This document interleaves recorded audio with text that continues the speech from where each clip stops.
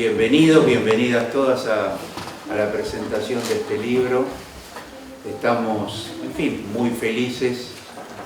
Siempre un libro es un reto, pero creo que este muy en particular por su temática.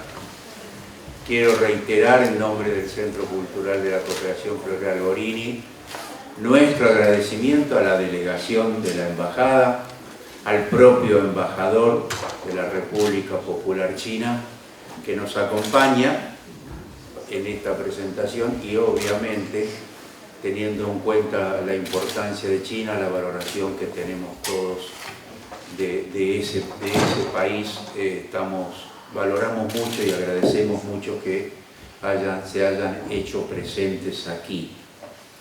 Bien, voy a reiterar entonces, los compiladores son Mariano Chaffardini, Paul de Croo, Verónica de Luca, Amílcar Sala Soroño, Luis Weiner, y escriben también Marcelo Rodríguez y Claudia Roca, que nos acompañan en esta reunión, que es la compañera que está allí en el extremo de la mesa, no derecho, en el extremo de la mesa. No sabía cómo resolver el la derecha no. Bueno, por eso, en el extremo de la mesa.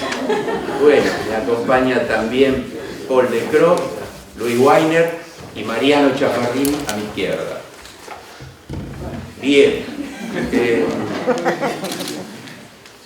Decía que para nosotros, para el Centro Cultural de la Cooperación, le asignamos una gran trascendencia. Aceptaron un desafío importante de abordar esta temática de China e incluso el propio título, La democracia en China, es un desafío, es un reto, porque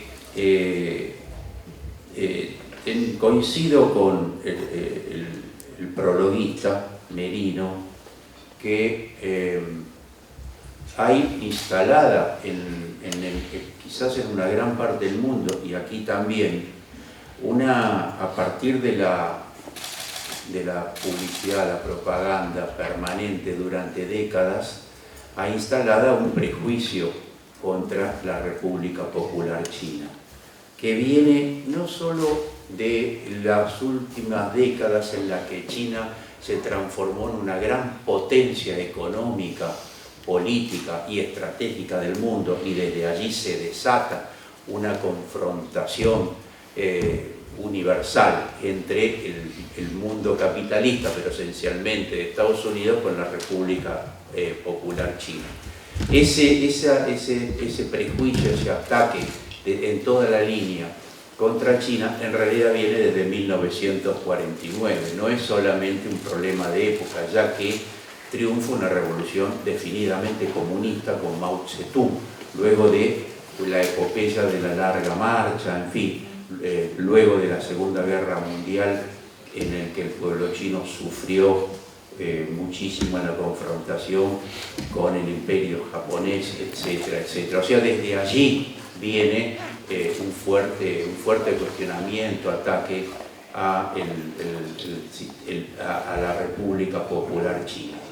En los últimos tiempos, como eso se agudizó, porque, bueno, es la confrontación, como todos sabemos, la comercial y política y estratégica, en gran parte pasa por la confrontación cultural. Y para eso se intenta deslegitimar desde todo punto de vista ante el mundo entero, ante la opinión pública mundial, a la República China. En una cosa, el gobierno argentino, que se sumó con sus rasgos, yo diría, violentos, inclusive con sus descalificaciones verbales, no solo a China, sino a muchos otros. No tienen los chinos la exclusividad, también la ha tenido el Parlamento argentino, también la ha tenido Lula de Brasil, el colombiano, en sus rasgos, solo que en una cosa, el presidente argentino dijo algo que es verdad, que dijo son comunistas, son todos comunistas. En eso no se puede negar, porque el proceso chino efectivamente surge de una revolución liderada por los comunistas, y el actual proceso que está liderado por el Partido Comunista. En realidad, el anticomunismo que se practica contra China tiene varias facetas. Uno es el viejo, el que viene del macartismo, que está bastante desprestigiado. Sin embargo, con respecto a China eso se sigue utilizando. Pero el principal, por eso digo que es muy desafiante el tema del título, es que en China no hay democracia, que tampoco tiene la exclusividad, porque en todos los movimientos de izquierda, progresistas, que cuestionan el sistema capitalista, o incluso, por supuesto, no revolucionarios, reformistas, en todos la campaña es que no hay democracia. Solo hay democracia en las democracias tradicionales, particularmente la emergente de Estados Unidos, la famosa gran democracia del norte. Por lo tanto, ese no es un cuestionamiento menor, porque está instalado desde la Revolución Francesa, por lo menos, y de la propia Revolución Norteamericana, que fueron grandes avances en la historia de la humanidad, políticos, sociales y culturales, que la democracia es el sistema de convivencia entre los pueblos más legítimo, más justo, y diríamos el único que puede garantizar la convivencia entre los seres humanos. Por lo tanto, cuestionar el sistema democrático es una cuestión muy grave, muy severa. A pesar de que cada vez se desnuda más que quienes impugnan el sistema democrático chino y a otros forman parte de un sistema democrático que es una forma de la democracia como la que hay en Estados Unidos, pero sin embargo hay muchas otras formas de democracia que todas podrían ser respetadas en la medida que no haya un prejuicio ideológico, y todas pueden tener seguramente imperfecciones, errores e insuficiencias, y quizás las tenga el proceso chino también. Sin embargo, quien es el principal impulsor del cuestionamiento a la democracia en los otros países, bueno, es un sistema también muy cuestionable. En Estados Unidos vota el 50% de la sociedad, se vota un día laboral, un día martes. El 50% que no vota, todos sabemos quién son los hispanos, los negros y los pobres. Por lo tanto, se divide ese 50% y quien triunfa tiene el 25%. En fin, está claro que también puede ser cuestionable. Está claro que es una potencia que los sudamericanos hemos sufrido mucho los golpes de Estado inspirados por allí.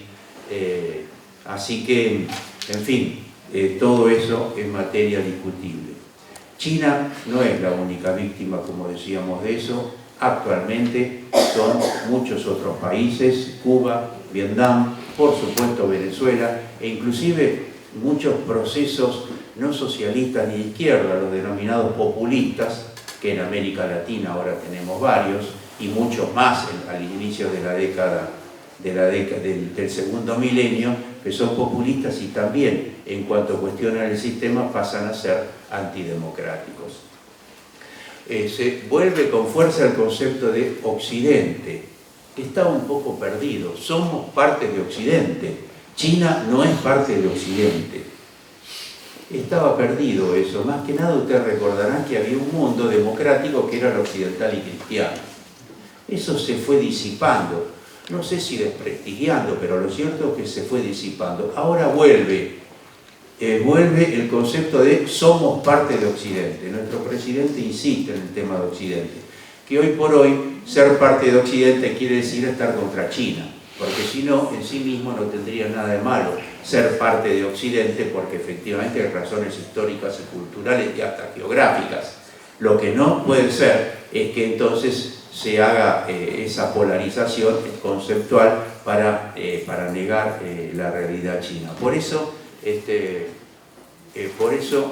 creo que, como dice alguien en el prólogo, tenemos dos muy buenos prólogos, el de Merino y el de Mariano, que nos ayudan muchísimo a adentrarnos después en lo que plantean cada uno de los autores con sus temáticas. Creo que contribuyen muchísimo los prólogos a ubicarnos conceptualmente en lo que va a ser el contenido el contenido central del libro. Es imprescindible divulgar, defender, explicar cómo es el sistema político en China, en qué consiste la democracia china, que efectivamente no sé si tiene algunas similitudes con la nuestra, pero no tiene por qué tenerlas. Tiene una lógica propia de su cultura, de su historia milenaria, de su proceso político que generó el advenimiento del actual sistema. Son 1.500 millones de habitantes, responden a otras tradiciones culturales, religiosas y de todo tipo, que para nosotros son casi inasibles. Por lo tanto, lo primero que hay que hacer es respetar eso, no solo de China, sino también de otras culturas y de otros países que se mueven, cómo se puede también comprender la democracia en la India. También para nosotros es muy difícil. Por lo tanto, uno de los caminos claramente es estudiar a fondo el sistema chino, que es lo que aquí, en el Centro Cultural de la Cooperación, este núcleo, con un fuerte sentido colectivo, desde el punto de vista institucional, desde el punto de vista humano, desde el punto de vista de la investigación científica, es un núcleo que ha trabajado colectivamente en un afán de hacer un aporte importante a esta gran disputa cultural. La lucha por los poderes políticos siempre son luchas de culturas. Así que bueno, aquí estamos tratando de aportar desde el punto de vista ideológico-cultural a desentrañar el tema China. Por supuesto, nosotros lo confesamos, lo decimos desde un lugar de valoración y de simpatía con la República Popular China. Muchas gracias.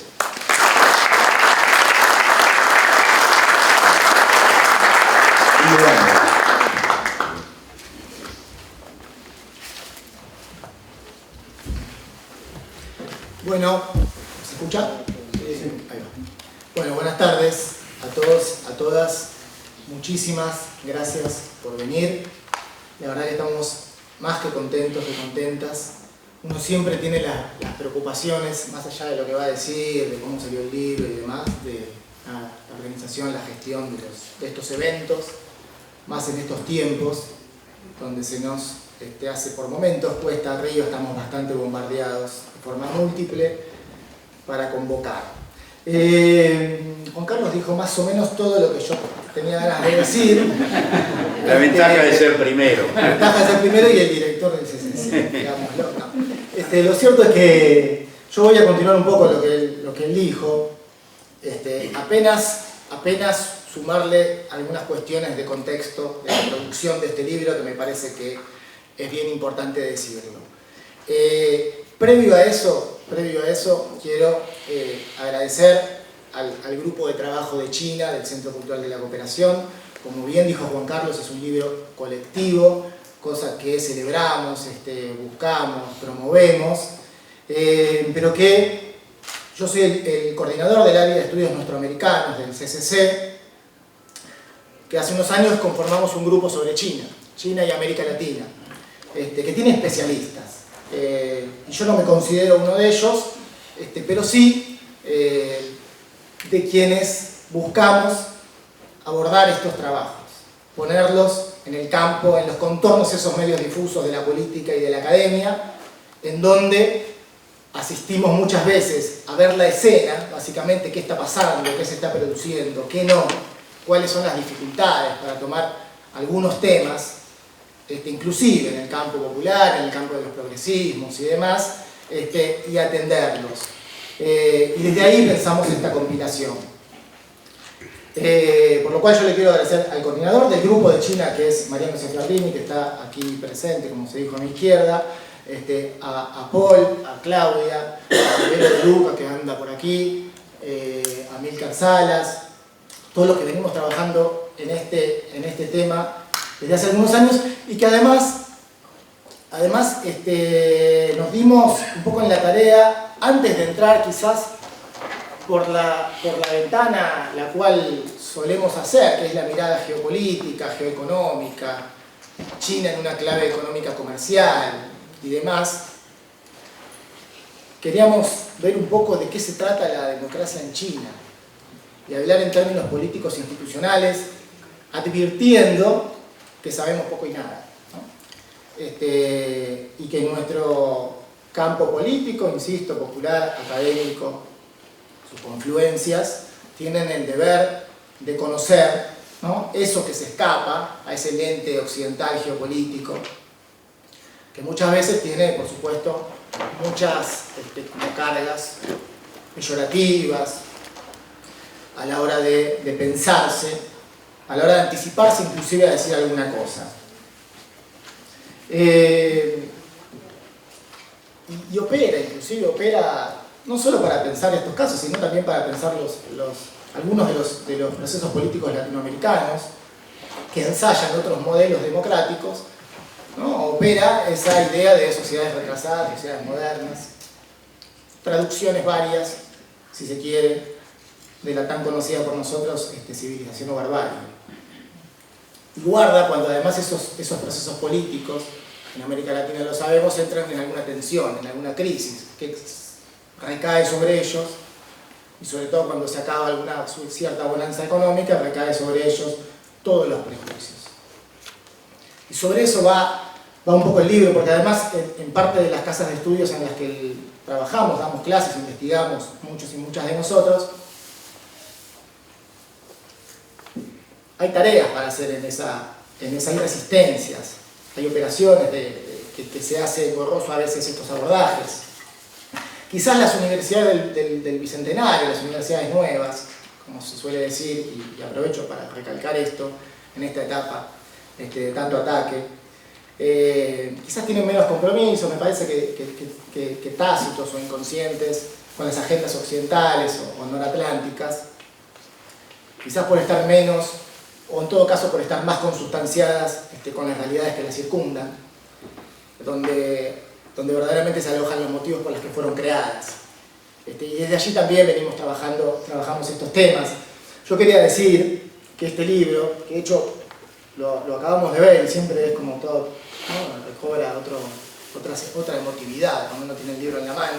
Yo lo tuve hace unos minutos, que la verdad que hace muchos años estamos trabajando con este libro. Y nos dimos en un sinfín de debates, pasó una pandemia en el medio. Hoy pensaba, por lo que acaba de decir Juan Carlos, qué bueno que salió ahora, ¿no?, porque de alguna forma colocamos este debate en una etapa que reclama y demanda discutir estas cosas. Y discutir en todo caso las democracias occidentales, ¿no?, que no tienen mucho bueno para ofrecer. Bueno, acá traemos otro, sobre todo también para los que nos dedicamos a los estudios comparativos, traemos un insumo que, insisto, costó mucho para pensar los modelos democráticos. Así como en el marco del área de estudios norteamericanos del Centro Cultural de la Cooperación, en algún momento en las líneas de trabajo que nos dimos, pensamos en romper, si se quiere, o pelearnos con ciertas antinomias o ciertas dicotomías. Lo hicimos con Malvinas, ¿no?, la gesta de la guerra, la soberanía y los derechos humanos, todas las tensiones alrededor de dónde pararse para pensar la causa Malvinas. Una generación que tomó la posta para pensar a Malvinas en esa clave de regionalización de conflicto, de militarización del Atlántico Sur. En algún momento también nos dimos, lo digo porque hace a la elaboración de este libro, hace a la que por lo menos nosotros creemos que es un poco la coherencia en los temas que decidimos trabajar en el área que trabajamos. Porque cuando decidimos trabajar en los tanques pensantes, los think tanks, las fundaciones internacionales y demás, si algo buscábamos era ver cómo se manufactura, como dicen los especialistas de estos casos, consensos sobre qué es democracia, qué no es democracia, ¿no?, qué es occidente, qué es autoritario, qué es democrático.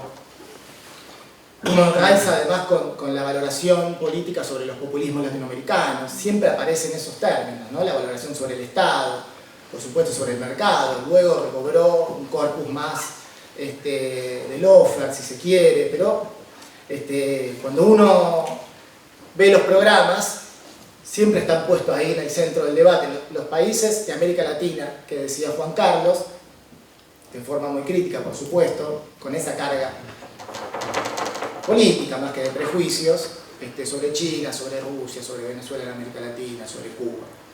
Te interrumpo por algo. ¿Podés decir que pongan aire o no? Está muy...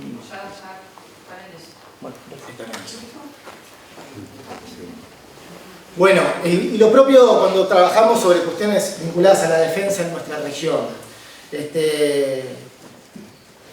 Es toda una dificultad. Queremos también romper ciertas antinomias, ciertas dicotomías, militarización o democracia, aparecen como elementos opuestos. Y la verdad que para algunos que creemos en los procesos de cambio y que asumimos, por supuesto, lo que supone lo que se dice como el riesgo de militarismo, también nos preguntamos cómo sostenemos una perspectiva que aún con sus riesgos, ¿no?, para cobijar la presencia de los militares, aún con sus riesgos en términos de desviación militarista y tantas cosas que se dicen, que son ciertas muchas de ellas, bueno, también defendemos, sostenemos, de acuerdo a la historia latinoamericana, la presencia de los militares en los procesos de cambio.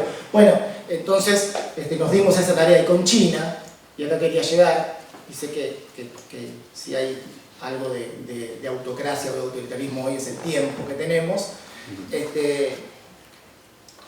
con China es lo que decía Juan Carlos, ¿no? Es la pregunta: ¿qué es la democracia china? ¿Qué es el socialismo con peculiaridades chinas?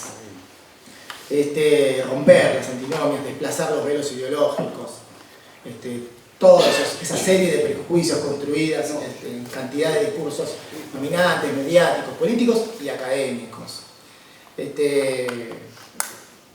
Y sí, podríamos haber puesto, lo dice muy bien Gabriel Merino, un gran especialista sobre la cuestión china, prologuista de este libro, iba a estar, pero está en China, justamente, pero escribe un hermoso prólogo y dice que celebra que pongamos, no como afirmación, la democracia en China y no como signo de interrogante. Bueno, es una decisión, por supuesto que hicimos eso.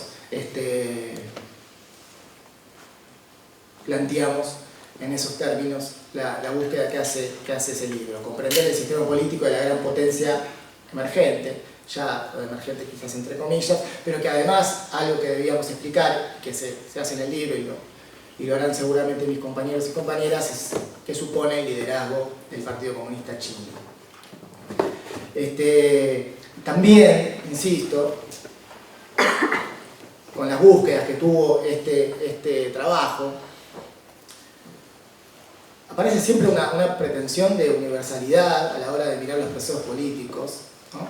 Que es falsa, que es tendenciosa, que es sesgada, porque si uno deja por fuera, ¿no?, países que tienen otros modelos políticos, pero que además son la mayor parte de la población mundial, ¿no? Podríamos pensar en China, pero también podemos pensar, como decía Juan Carlos, en India, en Irán, etc. Y como decía antes, pensamos este libro también como un insumo para el análisis de las democracias liberales, occidentales, burguesas. Que como dice Merino en el prólogo, son los propios analistas, ¿no?, de estas democracias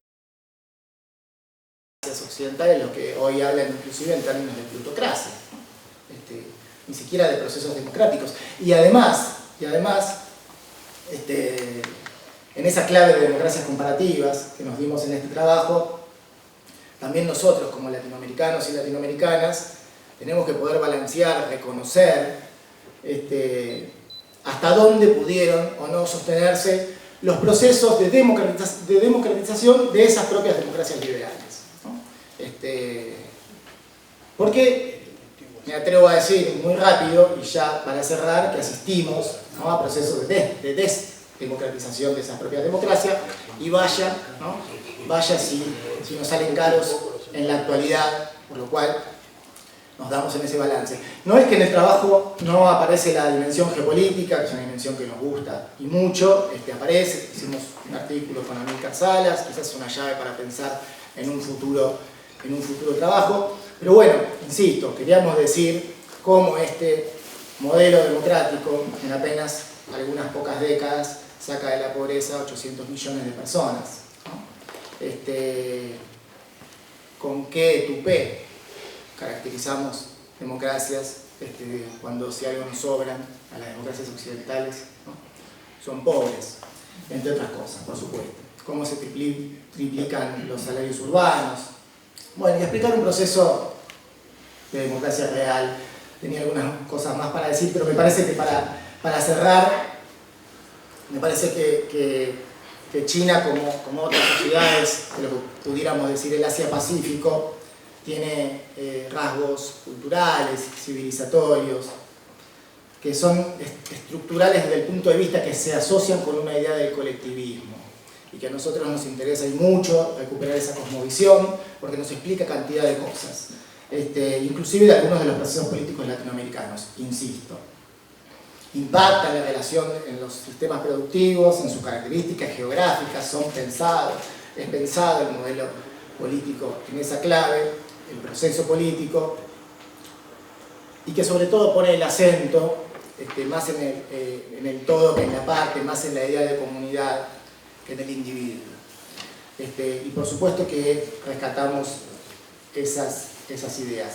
Bueno, como les decía antes, hay algunos mojones geopolíticos en el libro para decir que no nos olvidamos de esa dimensión que es central para pensar la República Popular de China en esta etapa de transición económica y geopolítica, pero nos quisimos dar a la tarea de pensar, lo vuelvo a decir porque fue un trabajo muy arduo el que sobre todo hicieron mis compañeros y compañeras, de pensar cada uno de los elementos, de los segmentos, de las dimensiones que hacen a la vida política de la República Popular de China. Bueno, gracias.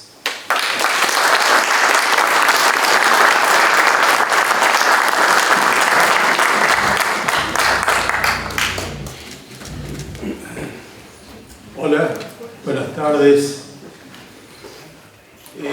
Bueno, repetir que es realmente una alegría y un gran entusiasmo haber llegado a este final después de tanto debate y tantas idas y venidas, porque bueno, un libro escrito por muchos autores tiene que buscar esa coherencia interna sobre un universo no conocido o poco conocido, ¿no? Bueno, yo preparé esto. Polisemia significa que un término o palabra puede tener distintos significados.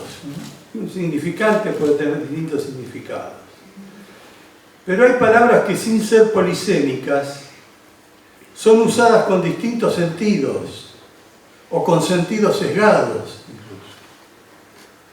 Por ejemplo, la palabra libertad, a propósito de nuestra realidad. Ayer caminando por los pasillos del subterráneo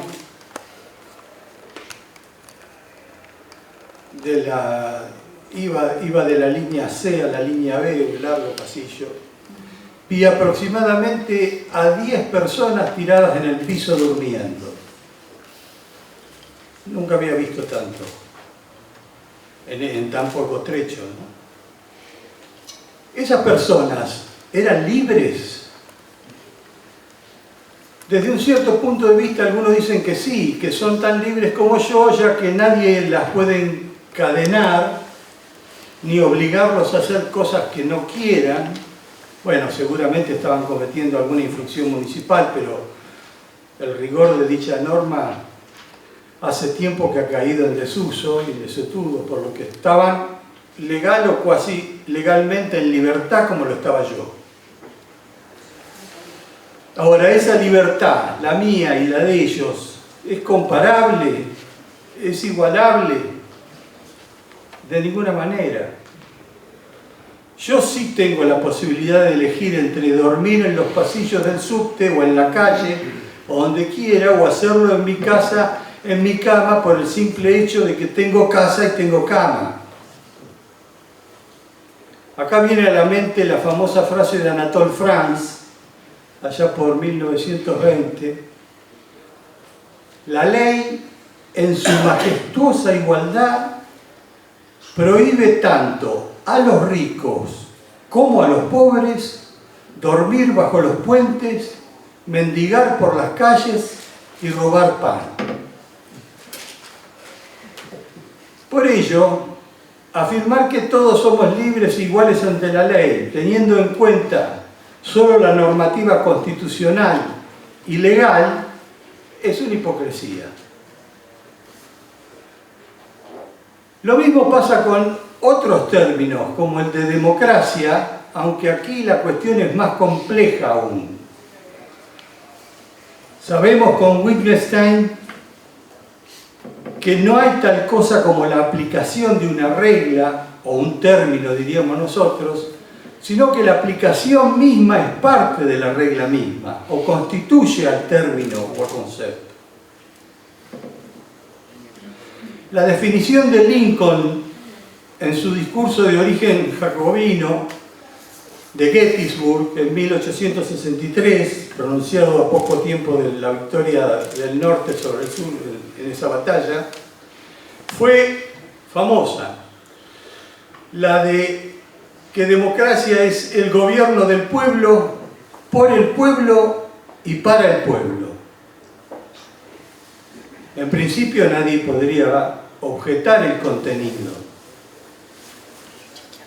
pero resulta insuficiente porque oculta dar por sentado que pueblo significa algo más o menos homogéneo y con intereses parecidos o compatibles, o al menos no antagónicos, de modo que la satisfacción del interés de algunos no implica necesariamente la vulneración de los intereses de otros.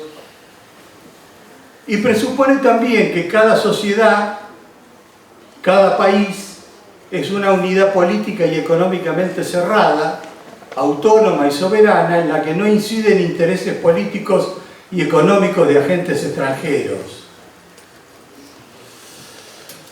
A partir de estos ocultamientos, se da por entendido que un país en el que mediante elecciones generales, es decir, en las que participa todo el pueblo, para elegir más o menos directamente a las autoridades políticas y en las que la ley proclame que todos son iguales ante ellas y que todos tienen derechos humanos, es una sociedad, un país democrático.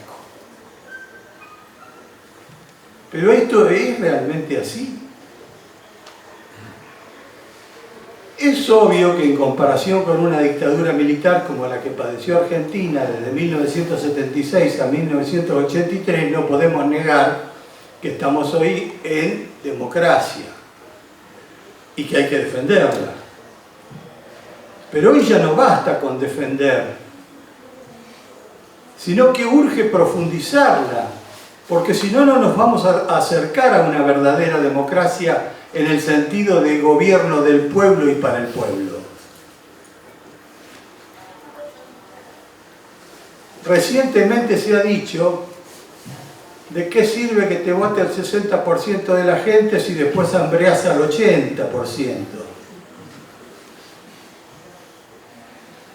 Y todo ello sin mencionar que las famosas elecciones generales en Occidente, y particularmente en países industrializados como Estados Unidos y la Unión Europea, son en realidad un proceso de opciones, generalmente muy limitadas, entre 2 o a lo sumo 3 candidatos con posibilidades ciertas de ganar. Y los medios de comunicación de masas monopolizados detrás de un discurso único les llevan a considerar que si votás por una de esas pocas opciones, estás ejercitando tu libre derecho de elegir. Sociedades que además cuentan con altos niveles de discriminación de minorías, inmigrantes, significativos y en muchos casos elevados niveles de pobreza y exclusión, y en las cuales existe una brecha gigante entre una oligarquía de ricos que tiene el poder de control sobre todo, en especial de los medios de comunicación, y pobres de toda pobreza que deben vivir absolutamente todos los días la urgencia de conseguirse su sustento y el de su familia. ¿Son estos gobiernos del pueblo, para el pueblo y por el pueblo?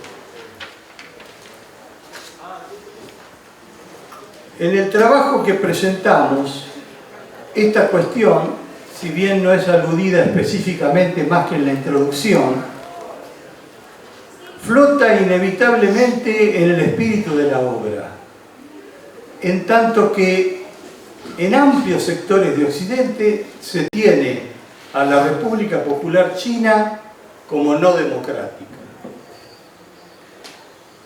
Ya vimos cuál es la vara occidental para medir el grado de democracia de cualquier régimen de gobierno. El libro que presentamos es mayormente descriptivo de los mecanismos institucionales del sistema de gobierno chino y, teniendo en cuenta lo dicho hasta ahora, no se puede colegir de estas descripciones que el mismo sea menos democrático que los regímenes occidentales o los de algunas otras regiones del planeta. La República Popular China tiene sus asambleas de base, su Asamblea Nacional, su conferencia consultiva y su poder judicial independiente. El Partido Comunista Chino, debe decirse, es un partido de determinante influencia en el gobierno. Pero hacia adentro del partido las autoridades se eligen por el mecanismo de centralismo democrático en el que participan sus casi 100 millones de afiliados. Pero tal vez lo que tiene mayor peso demostrativo en torno a la cuestión de la democracia en China sea la aprobación mayoritaria en los hechos que profesa la sociedad china y particularmente los jóvenes respecto de su gobierno y el espíritu constructivo y solidario de la población en general en relación al gran proyecto, que duda cabe, gran proyecto de desarrollo económico y social impulsado por el gobierno y el Partido Comunista.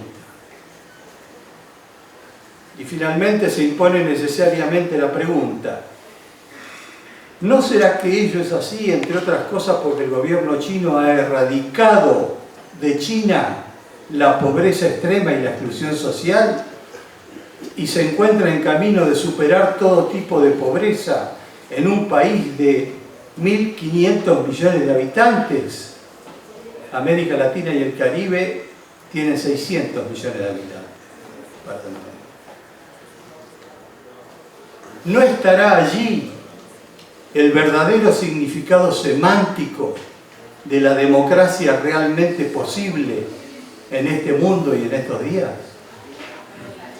Gracias.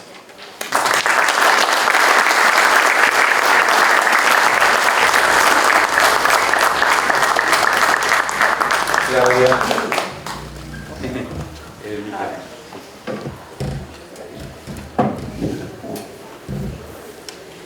Bueno, buenas tardes a todos y a todas.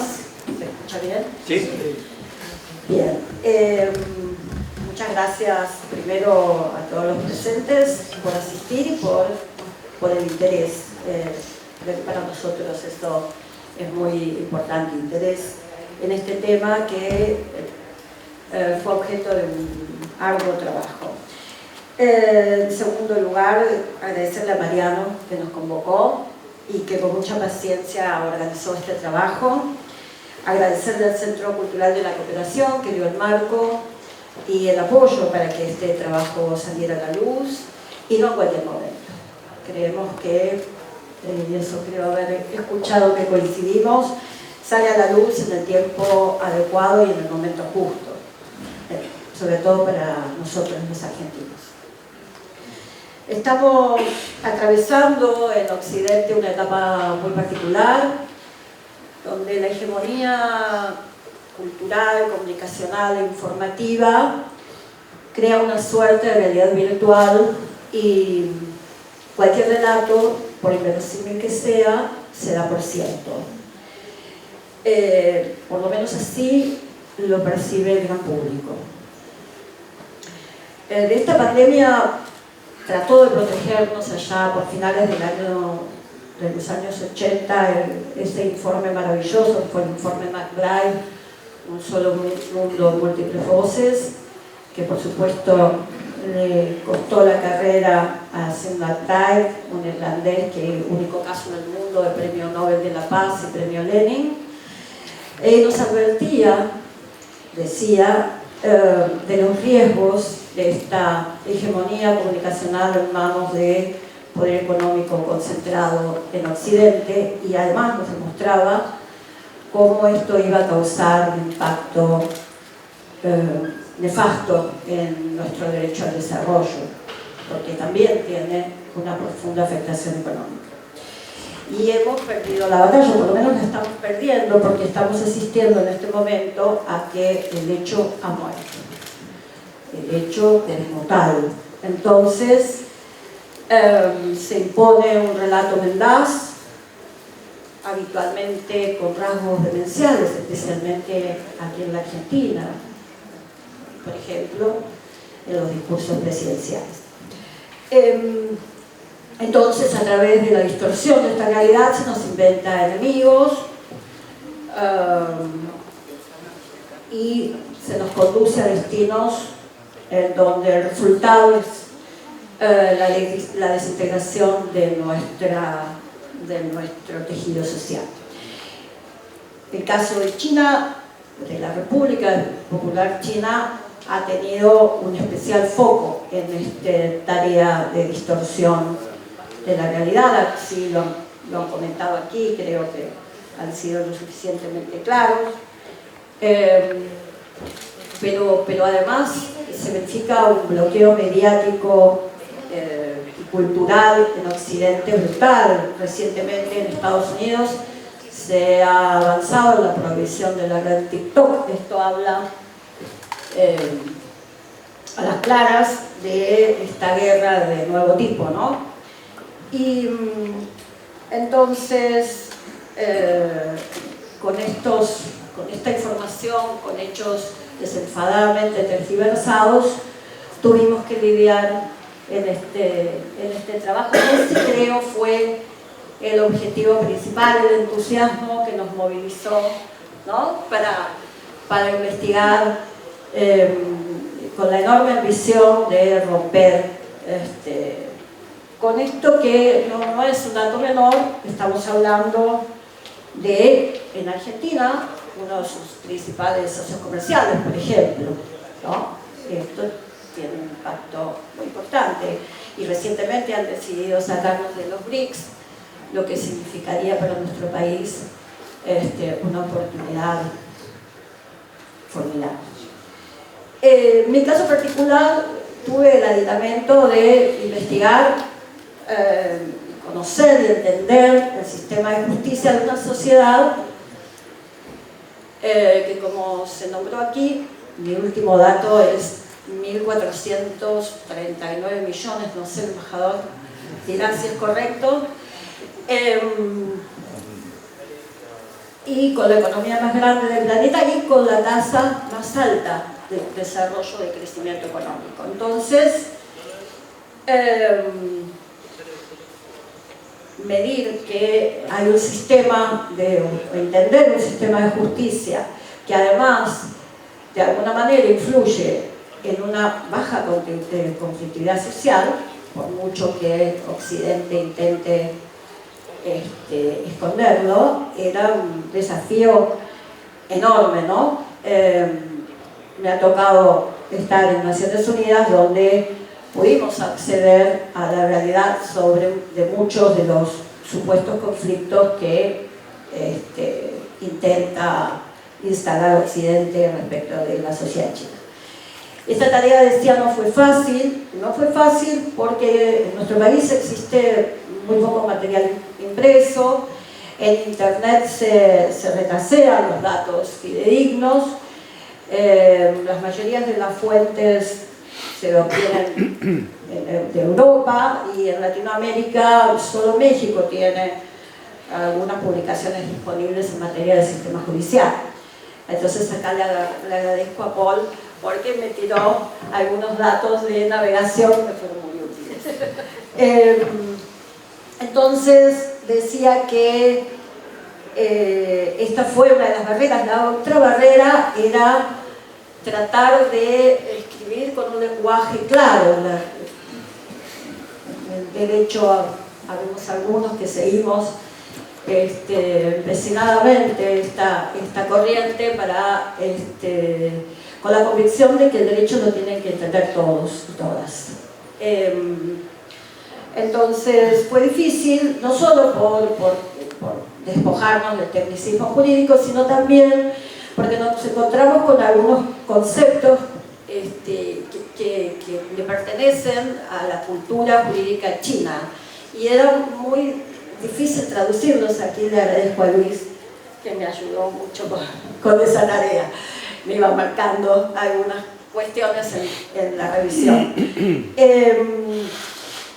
Y por supuesto que la siguiente dificultad fue la estructura con la que uno aborda esta temática. Nosotros venimos formateados en esta región del planeta por un sistema que proviene de Occidente, que escasamente tiene 200 años aquí en la Argentina, y que además ha sido impuesto a sangre y fuego con el eurocentrismo etnofágico que caracterizó a esta civilización, destruyendo toda la cultura en materia de resolución de conflictos de nuestros pueblos originarios.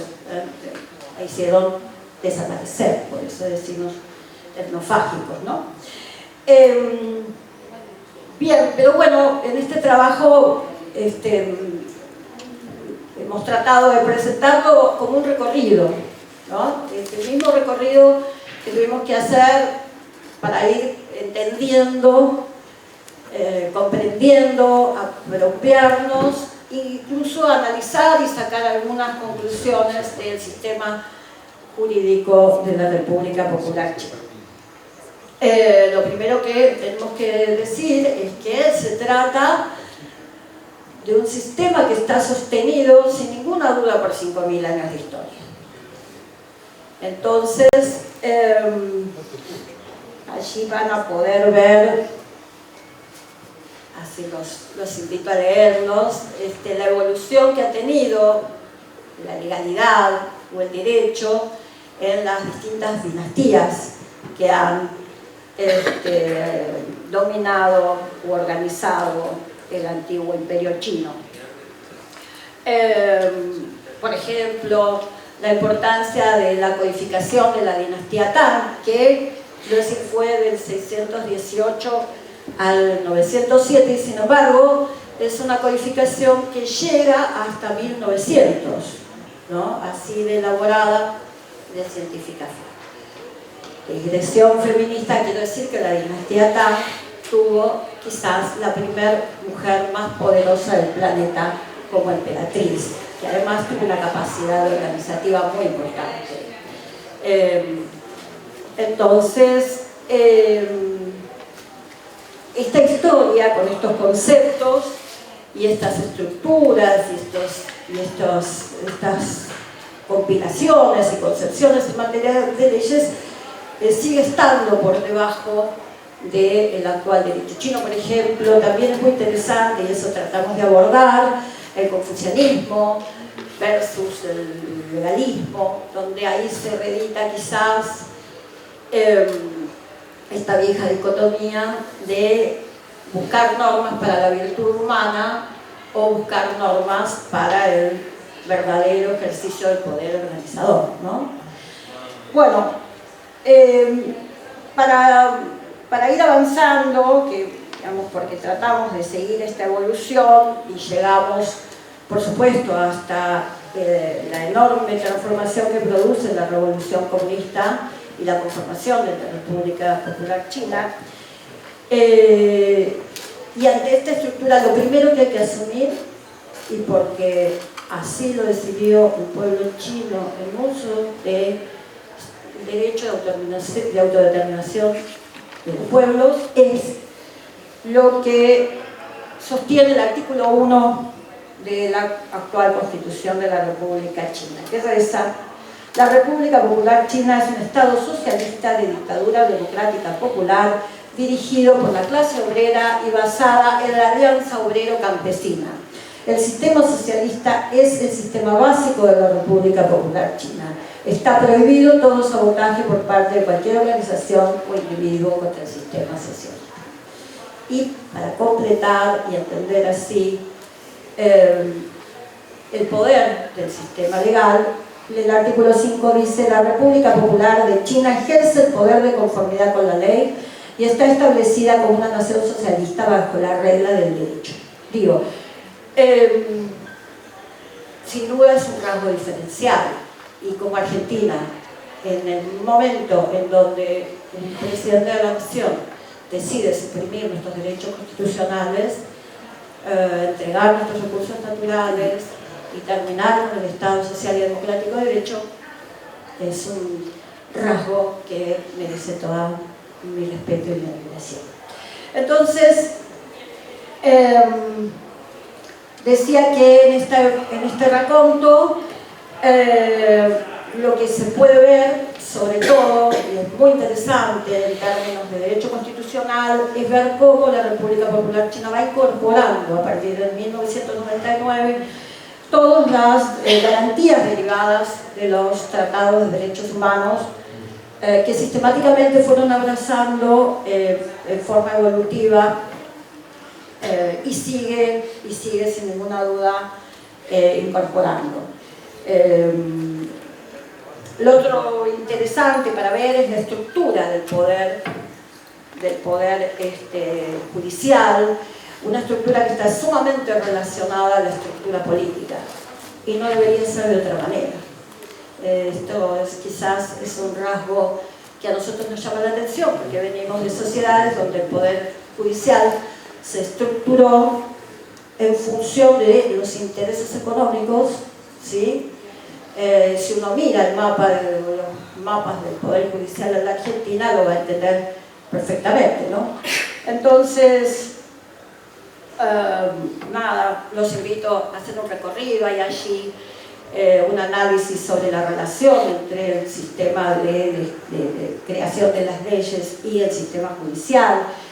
En esta descripción de las estructuras recorremos los 4 estadios que concuerdan, o los 4 niveles que concuerdan con los 4 niveles de organización política, ¿no? El Estado, las gobernaciones, los municipios y los distritos, y vemos también cómo hay un orden transversal. Interesante también es que la administración del Poder Judicial está separada del funcionamiento de los órganos, que es muy interesante dato. Bueno, habría mucho más, no me quiero exceder, porque sí quiero compartir con ustedes algunas reflexiones. Entonces, imposible no mencionar la mediación en China, una institución también milenaria y que está pensada como un método rápido de resolución de conflictos sociales, de dar respuestas concretas y de distintos niveles, ¿no? Hay distintas normativas en materia de mediación, pero quiero decir que fue a partir de la Revolución Comunista que la mediación se le dio carácter de política de Estado, por esta habilidad, por esta eficacia que tiene el método o la institución para resolver los problemas de la sociedad. Entonces, es interesante ver que existe la mediación judicial, por supuesto, pero también existe la mediación popular, existe la mediación de profesión u oficio, existe la mediación de los abogados. En general, esta tiene menor costo, las otras son gratuitas, pero fíjense ustedes qué interesante, existe la mediación comercial, y esta no es gratuita, porque hay intereses económicos de por medio. Y por último, la mediación administrativa, que es la que llevan a cabo los organismos administrativos. No le quiero escapar a una cuestión, y es el cuestionamiento que se hace de Occidente de la supuesta falta de independencia judicial.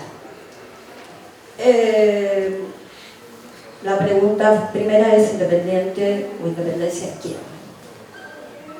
¿No?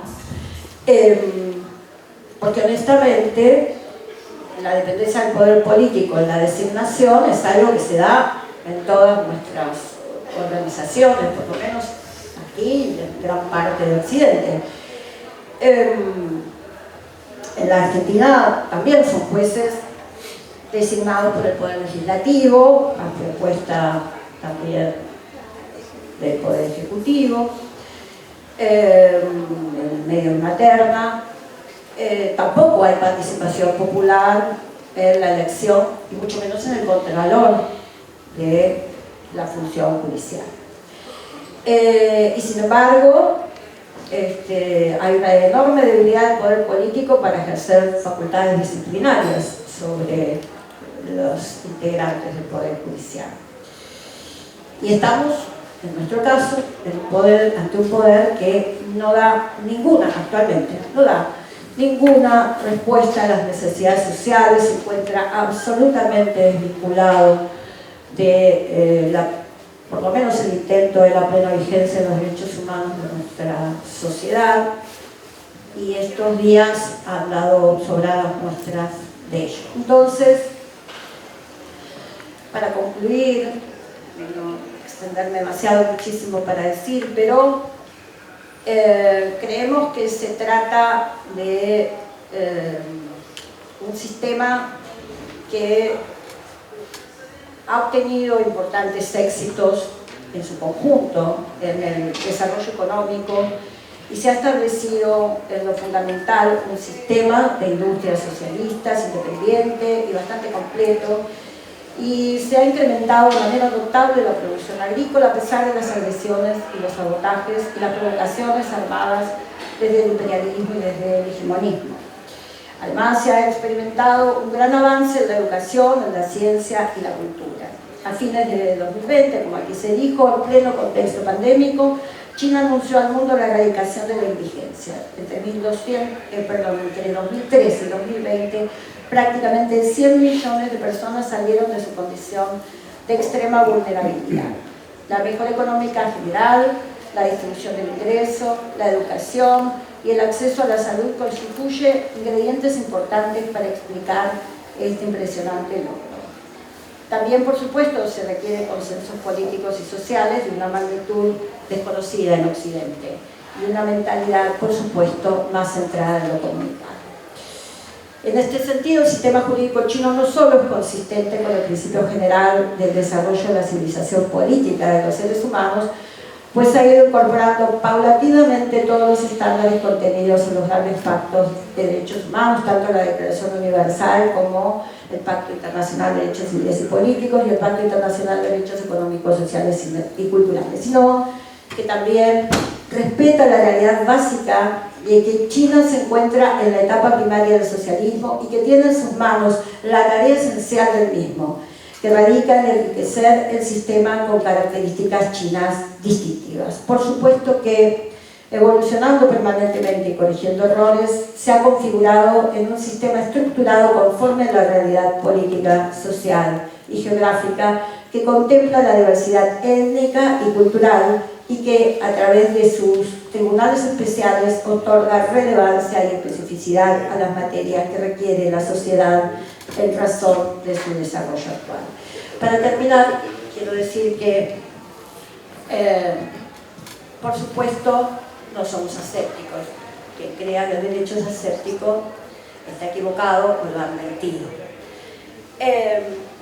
Nosotros, y yo digo nosotros cuando hablo de mi asociación de pertenencia y formación, que es la Asociación Americana de Juristas, entendemos que la justicia, sin ninguna duda, es el mejor, o mejor dicho, es la búsqueda del camino para que los oprimidos vayan consiguiendo por vía de sus luchas y de sus conquistas una mejor vida.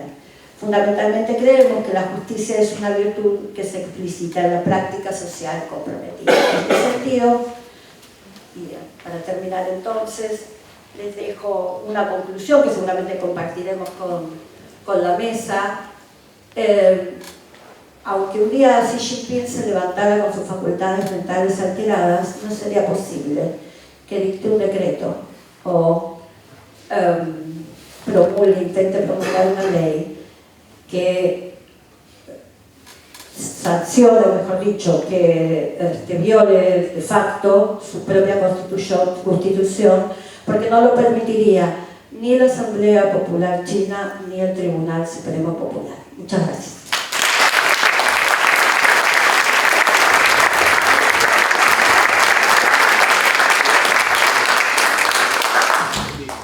Bueno, le damos la palabra a Paul, última oradora, porque después le vamos a dar la palabra al representante de la República China. Bueno, muy buenas tardes. Yo estoy muy emocionada de presentar el resultado de 6 años de investigación. Y en esto quiero agradecer particularmente a Pablo Jiménez, que fue el primer impulsor de la conformación de nuestro grupo de investigación en el CCC, a Mariano Schiaffardini, que se cargó el peso de la organización y de la dirección del grupo de investigación, y fundamentalmente a Juan Carlos Junot, que nos impulsó, que nos respaldó y que nos incentivó a realmente investigar con esos tiempos extraordinarios, que son extracontemporáneos. ¿Y por qué lo son? Porque la República Popular de China es el ojo de una tormenta planetaria, donde se entrecruzan múltiples voces contradictorias que no escatiman a la hora de emplear todos los recursos posibles para abogar a sus propios beneficios. Esto significa una gran dificultad a la hora de investigar. Cuando investigamos tenemos que contrastar por lo menos 5 fuentes fidedignas de información para cada tema correspondiente. Para llegar a esas 5 fuentes tenemos que leer mucho más de 100 voces encontradas. Y esto explica los tiempos extraordinarios de investigación que hemos tenido que llevar adelante. Ahora, cuando estamos hablando de un título que trata de la democracia en la República Popular de China, yo quisiera desarrollar este punto. La democracia nos remite al sentido original, que sería el demos, el pueblo, el derecho del pueblo. En la República Popular de China, en 1949, en una situación protocolonial, la esperanza de vida de un hombre, un varón, en Shanghái era entre 32 y 35 años. Las mujeres y los seres viviendo en las partes rurales ni siquiera estaban registrados. 75 años después, la esperanza de vida de un varón es de 71 años y la esperanza de vida de una mujer es de 75 años.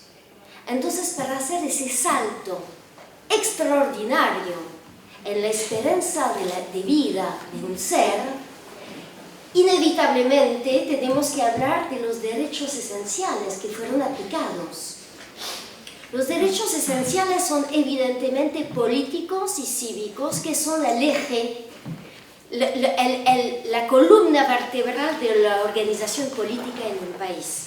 Pero también estamos hablando de los derechos económicos, los derechos sociales y los derechos culturales, que permitieron esas condiciones de existencias que resultaron en estas esperanzas de vida.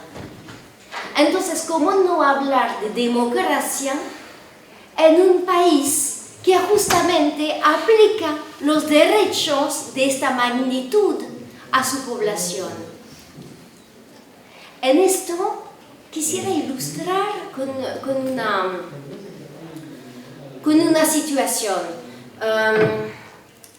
Todos conocemos la lucha por la erradicación de la pobreza extrema en la República Popular de China.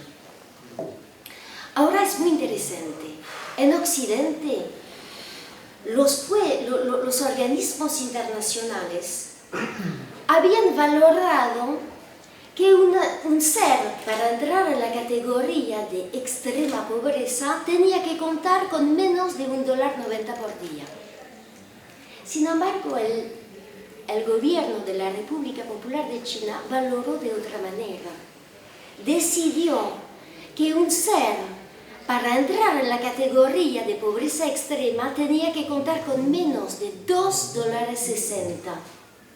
Y esta diferencia de valoración de las condiciones de existencia de su pueblo resume e ilustra perfectamente la democracia aplicada en la República Popular de China. Y cuando estamos hablando de las condiciones de existencias y de las condiciones de posibilidades de un pueblo, estamos hablando de recursos humanos. Y sabemos que los recursos humanos son, grosso modo, la mitad componente del desarrollo de un país. Entonces, ¿cómo vamos a hacer para no considerar el desarrollo formidable de la República Popular de China, que en 75 años pasó a ser la primera potencia mundial? Esto nos habla de los recursos humanos y en esto yo quisiera mencionar el cuarto y el quinto capítulo de nuestro libro. El cuarto y el quinto capítulo de nuestro libro habla de los derechos de las mujeres en China. Las mujeres en China no son la mitad de la población, son un poco menos, el 49%. Pero como dijo Mao Zedong, son la mitad del cielo y lo tienen que lograr. Por lo tanto, para el desarrollo productivo del país se necesitó el desarrollo del recurso humano contenido en toda la población femenina. En este sentido, el cuarto y el quinto capítulo van a repasar la historia de todas las mujeres. Es importante porque como investigadora siempre estoy buscando la objetividad, pero no estoy libre de no tener consideraciones personales. Y en mi consideración personal me parece muy importante recuperar la historia de las mujeres y de conocer y de estudiar la historia de las mujeres. No solamente las mujeres que tuvieron un rol fundamental en un evento histórico nacional, sino también de todas las mujeres. Y sin lugar a duda, en la República Popular de China, para dar unos ejemplos rápidos, tenemos la inmensa mayoría de las direcciones de las empresas en manos de las mujeres. Tenemos la inmensa mayoría de la población universitaria y pujante en manos de las mujeres. Por lo cual, yo creo que como mujer, probablemente prefiero vivir en la República Popular de China.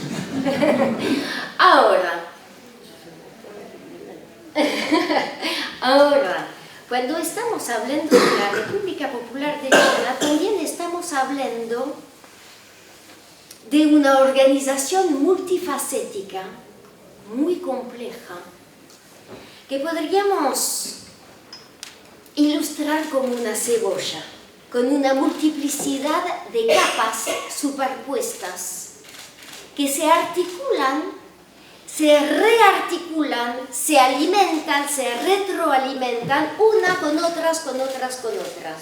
Es decir, un ajedrez extremadamente complicado de articulaciones entre todas las capas, porque cada capa es la condición de posibilidad de la realización de las otras capas.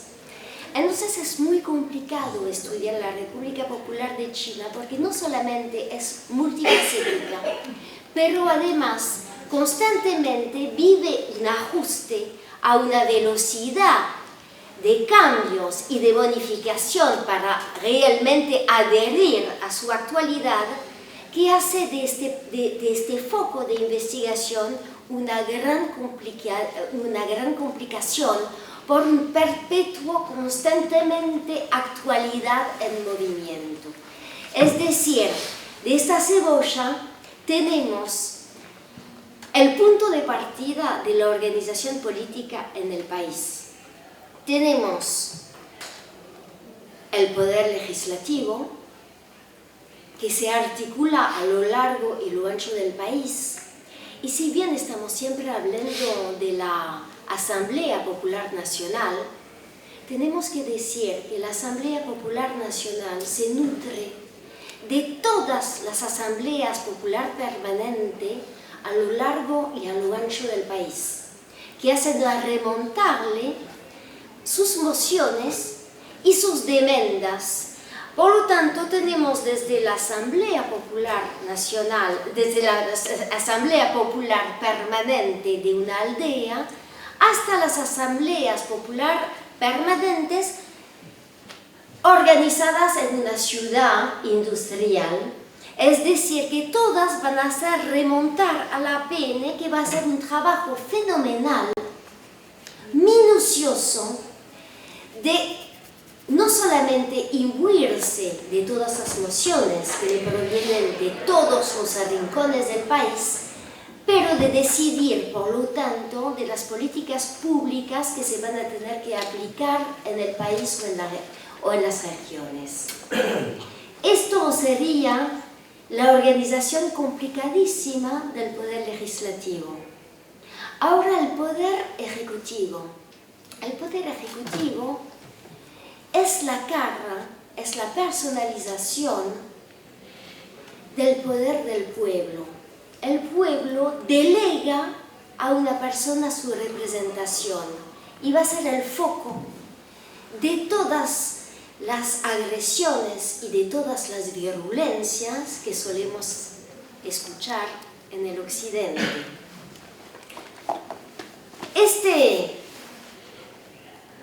Esta presidencia que encabeza Xi Jinping es el resultado de la voluntad del pueblo.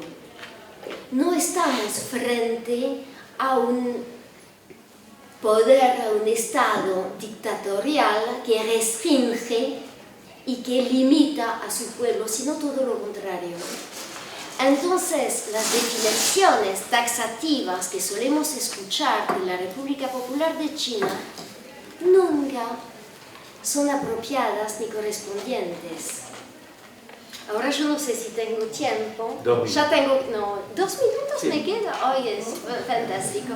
Bueno, una de las definiciones que escuchamos muchísimo es el capitalismo en la República Popular de China.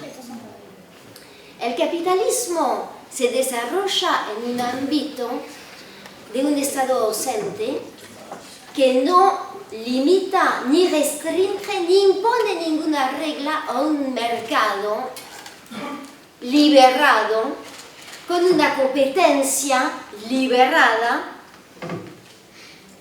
y además un propietario de los medios de producción que busca la mayor retribución de sus bienes de consumo, lo cual entiende la reducción al máximo de sus costos de producción. Sus costos de producción estando en mayor parte adentro de justamente los que los hicieron. Entonces,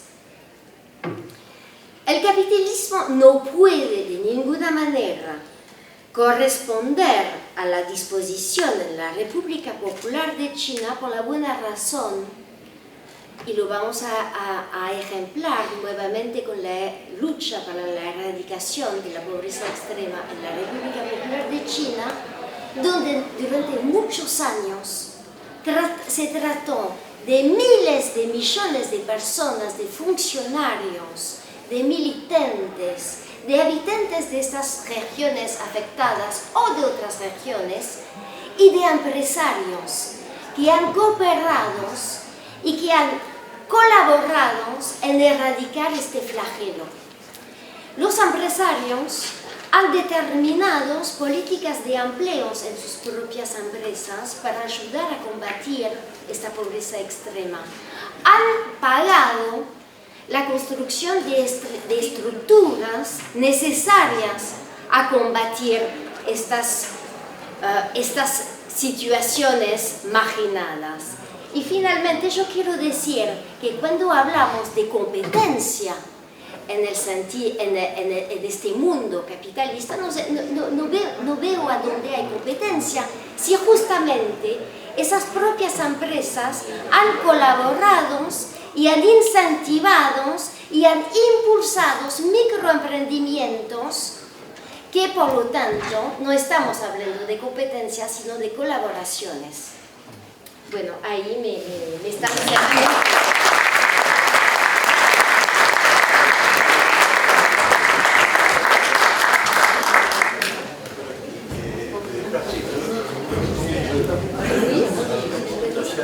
Acá.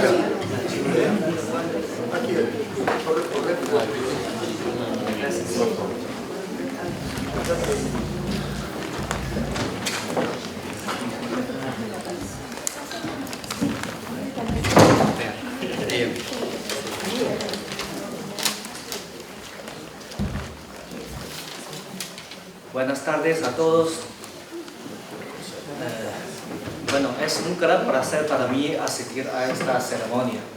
Primero, quisiera expresar en nombre de la Embajada China calurosa felicitación a la publicación de este libro y nuestro profundo agradecimiento a todos los especialistas y compañeros que han contribuido, esforzado por muchos años, ¿no?, a la publicación de este valioso obra o trabajo, ¿no? Sobre todo en una situación de falta de conocimiento y mal interpretación de nuestro sistema democrático, como han mencionado Juan Carlos y Mariano y otros compañeros. China, con una población de más que 1.400 millones y con grupos étnicos de 56 grupos étnicos en todo el país, en el camino de búsqueda de la prosperidad de la nación y la felicidad de su pueblo, no ha copiado el modelo democrático occidental, sino que opera un sistema democrático que garantiza la participación de todo su pueblo en todo el proceso. Como el presidente Xi Jinping señaló en el año 2019, el sistema político de China es el de una democracia popular en todo el proceso. Este sistema adapta a la situación propia de China. En contraste de las negociaciones prolongadas y abrazadas de los grupos interesados para llegar a una decisión, lo que es una característica distintiva de la democracia occidental. En China, como han mencionado muchos compañeros y compañeras, que las dos sesiones, por ejemplo, la sesión de la Asamblea Popular Nacional y la sesión de la Conferencia Constitutiva Política del Pueblo Chino, es una práctica muy exitosa de nuestra democracia, que se centra en la creación de consenso. Este sistema, el concepto, tiene dos frases claves: todo el proceso y democracia popular. Creo que no he leído todo el pueblo, pero al escuchar las palabras de los y las especialistas, creo que al leer este libro ustedes pueden tener un concepto más profundo sobre nuestro sistema. Creo que el éxito económico y social de China en los últimos años ha demostrado que no existe un modelo universal de la democracia en el mundo. Si un país es democrático o no, no solo se depende del derecho de cada individuo a votar, sino también Lo que es más importante es si la gente tiene una amplia participación en la toma de decisiones y la gobernanza del país. El sistema democrático de China es una contribución de China de ideas y soluciones al progreso político de la humanidad. Argentina es un socio muy importante de China. La profundización de las relaciones y cooperaciones bilaterales concuerdan con los intereses fundamentales de ambos pueblos. Nuestra embajada, la parte china, está dispuesto a promover más intercambios y cooperaciones con todos los sectores de argentinos. Y en el proceso de desarrollo de relaciones bilaterales, esperamos contar con el apoyo de más amigos, compañeros aquí presentes de toda la sociedad argentina. Tenemos la confianza de que con estos esfuerzos acumulados podemos lograr más éxitos en las cooperaciones bilaterales y traer más beneficios a nuestras dos naciones y a ambos pueblos. Muchas gracias a todos.